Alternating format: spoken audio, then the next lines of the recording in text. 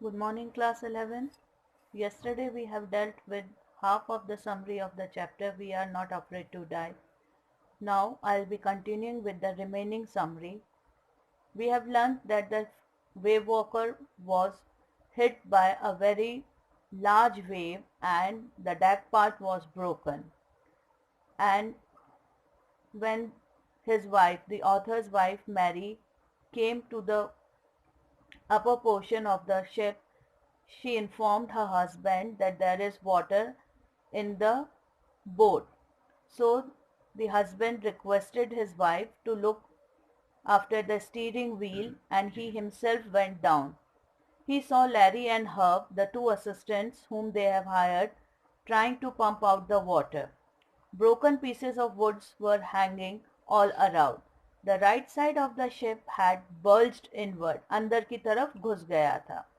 Clothes, crockery, charts, tins and toys were floating about in the deep water. The writer half swam and half crawled into the children's cabin. Half swam and half crawled means आधा तैर के आधा झुककर अपने बच्चों के कमरे में पहुंचा. Are you all right? He asked. Yes, they said. But Sue said that her head had been hurt a bit. There was a big bump above her eyes, but the writer had no time to attend to it. He had to plug the hole from where the water was gushing in.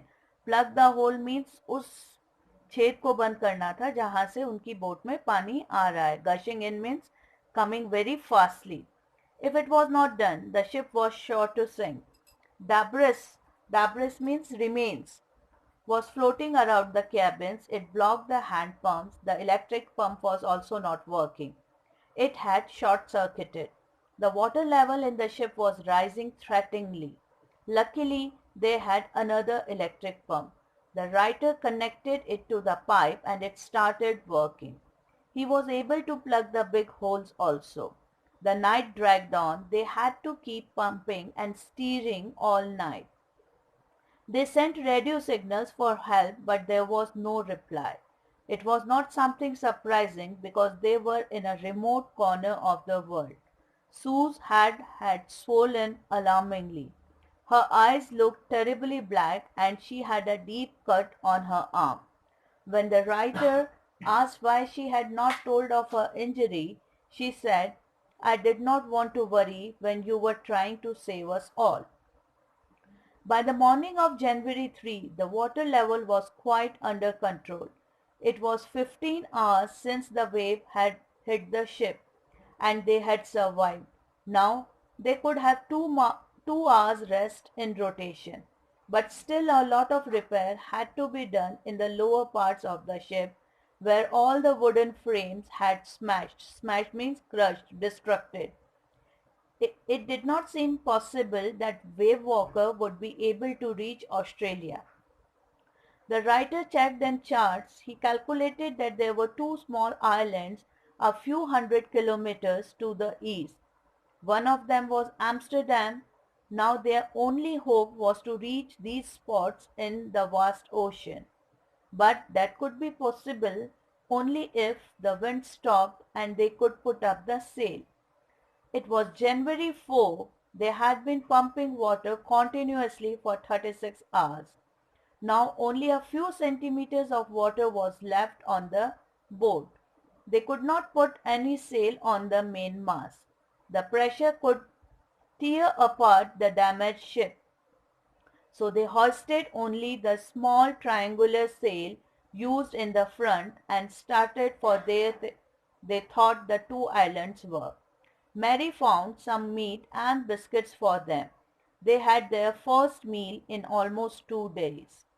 The sense of relief was short-lived. At 4 p.m., black clouds began to build up behind them.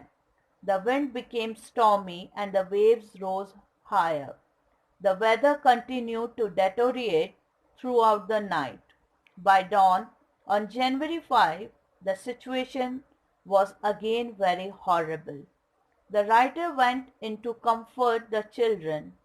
John, the son, asked, Daddy, are we going to die? The author tried to assure him that they would succeed in their efforts. At this the boy said, "Daddy, we are not afraid of dying if we can all be together, you and Mummy, Sue and I." The writer found no words to answer. He determined to fight the sea with everything he had. He decided to stop the ship, keeping its undamaged side to the side of the oncoming waves. That evening the writer and his wife sat together holding hands.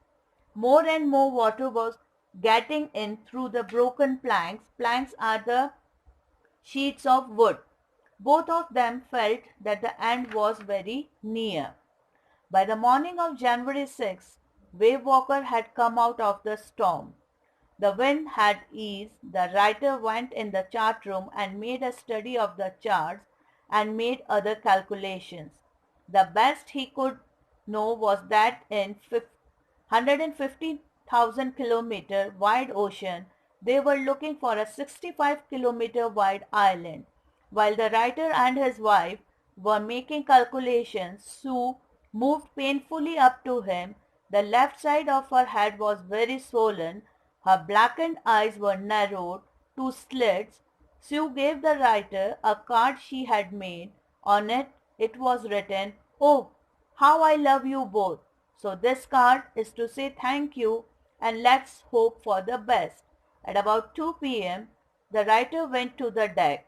He asked Larry to steer the ship at 185 degrees. He told him that by following that course, he expected to see the island at about 5 p.m. Then he went down and dozed off in his cabin. When he woke up, it was 6 p.m. and was growing dark. He thought that the speed, the speed they were going must have missed the island. Just then John came there. Sue was right behind him. "Can I have a hug?" John asked. "Why am I getting a hug?" the author asked. "Because you are the best daddy in the whole world and the best captain," replied John. "Not today, John. I am afraid," said the author. "Why, you must be," said Sue. "You have found the island." "What?" the author shouted. "It's there in front of us," said the two together. The writer went running to the deck. He could see the complete outline of the island of Amsterdam. It was only a dull piece of volcanic rock. There was little vegetation on it, but to him it was the most beautiful island in the world. They anchored offshore for the night. The next morning, all 28 inhabitants of the island cheered as they helped them to come on the shore. So this is the summary of this chapter. Dear students, kindly read the chapter and let me know if you face any problem. Thank you.